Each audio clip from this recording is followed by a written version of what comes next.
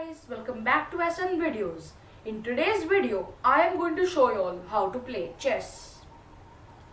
Chess was invented in India about 570 AD.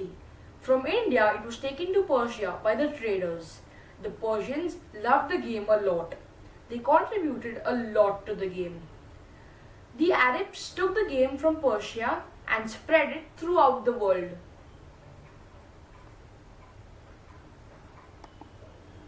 The chessboard has 64 squares, 32 black squares and 32 white squares. The numbers are known as the ranks and the alphabets are known as the files. There are 32 chess pieces in total, 16 of each color. Chess is a war fought between two players, not physically but with chessmen and a board. Now let's begin setting up our board. This piece is known as a pawn.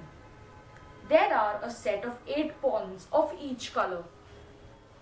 The pawns are kept in this rank, in this file, in all files.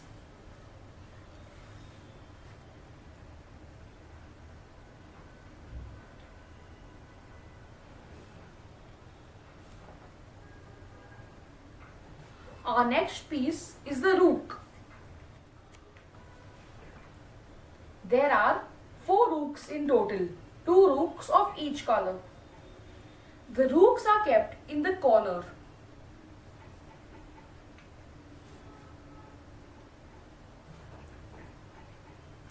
The next piece is the knight. There are 2 knights again in each color. We need to keep them just near the rook. Then we have the bishop. The bishop also has to be kept near the knight. Then finally we have our king and the queen, the most powerful piece.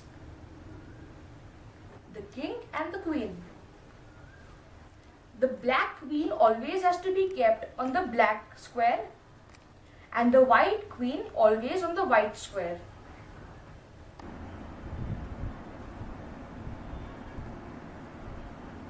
As you can see, our board is set up. Now I will tell you all the power of each of the pieces. The rook is worth 5 points. Each of the pawn is worth 1 point. The knight is worth 3 points. Then comes our bishop. Even this is worth 3 points. Here is our king. If the king dies, the game ends. Then we have the most powerful piece, which are the queens. There is only one queen in the entire board, in each of the colors, sorry. The queen is worth 9 points. Now I will show you all the movements of each of the pieces. Our pawn can only move a single step, but if it's in its starting rank, it can move 2 steps or a single step. After it finishes its beginning move, it can move only a single step. For example, if another pawn stops or any other piece stops its way, the pawn cannot kill the piece. The pawn can kill only cross space. Let me show you how that happens. Now for example, if this pawn comes over here, this can kill it, but it cannot kill like this. The pawn cannot move backwards once it's gone ahead like the other pieces. Once the pawn reaches the end of the other color, the pawn can change into any of the pieces over here. The rook, the knight, the bishop or the queen. Our rook can move horizontally and vertically. For example, if this piece is over here, our rook can just come and kill it over here. Or if this piece is here, the rook can also move backwards. This piece is over here. The knight moves in an L shape. Now, this is the only piece which can jump over another piece. Now, for example, if this is over here and my knight is here, it has to move in an L shape. So that is 0, 1, 2, left or right. So it's again, I'll show it to you all again.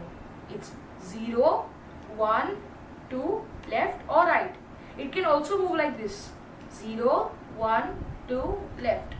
Or the other way around. Now, for example, if this piece is over here, I can kill it. 0, 1, 2, kill.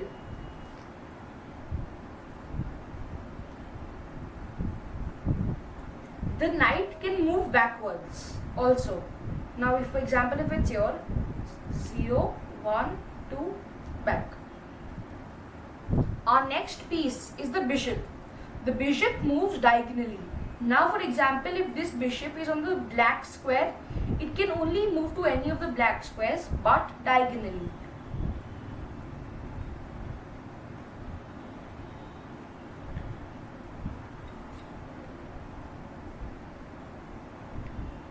It can also go backwards. And this bishop is on the white square, so it can move to any of the white squares diagonally. Now, for example, if this pawn is over here, I can just kill it with my bishop.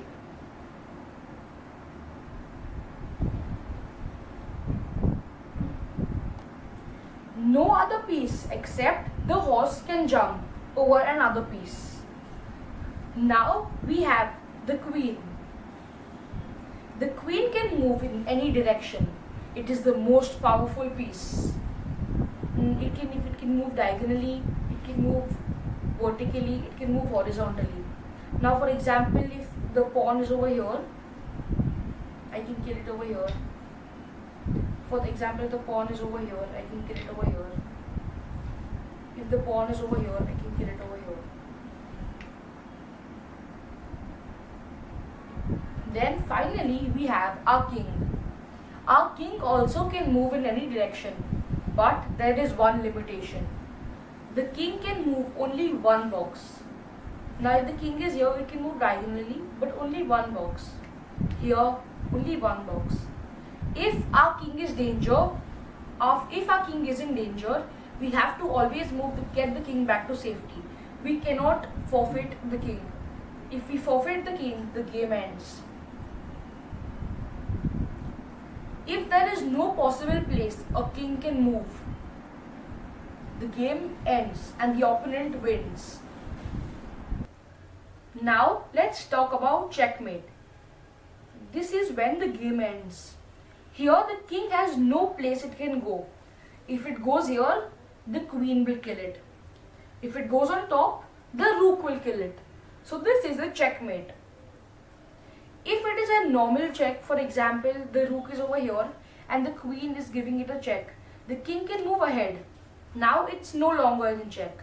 But the moment we get it back over here, it's again in check.